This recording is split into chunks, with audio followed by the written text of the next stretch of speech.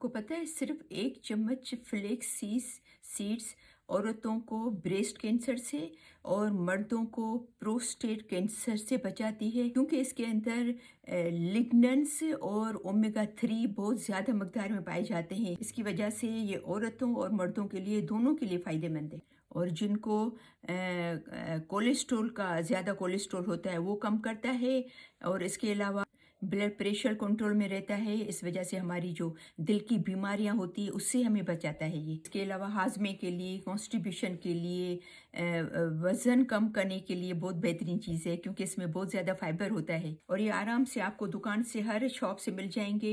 इसको बस आपको क्या करना है, 1 टेबल स्पून लेना है। इसको या तो 2-3 दिन का या हफ्ते का एक साथ करके रखें।